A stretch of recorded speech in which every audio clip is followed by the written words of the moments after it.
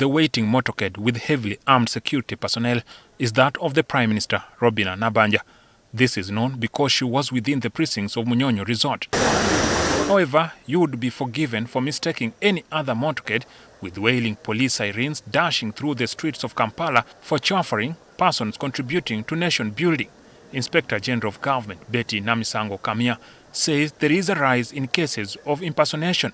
The investors are received with the full government splendor, including police escorts and lead cars driven in government vehicles, flying national flags with government number plates. They are led to government boardrooms where they meet so-called top government officials, they transact business, and by the time the investor gets wise, they have been fleeced of millions of dollars.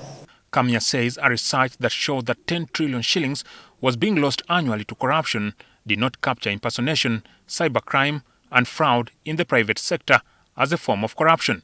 She adds, put together, the amount lost to corruption could well be over the 10 trillion shillings figure.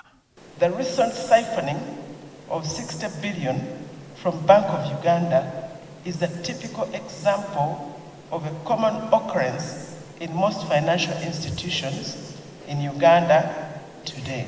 Kamya called on the government to allocate resources for the conduct of another research to establish the magnitude of the cost of corruption, as well as a general funding of the anti-corruption agencies. There are at least 10 public anti-corruption agencies that altogether receive approximately 300 billion shillings, an amount scoffed as drop in the ocean compared to the 10 trillion shillings that is lost. A joint statement by the anti-corruption agencies read out by the Auditor General, Edward Akol, reflected a high number of reported cases, but with dismal gains made in the way of investigations, convictions, and recovery of the resources. Their efforts have led to the prosecution and conviction of over 136 public officials, the recovery and safeguarding of about 67 billion. Nabanja represented President Museveni at the Anti-Corruption Day commemoration.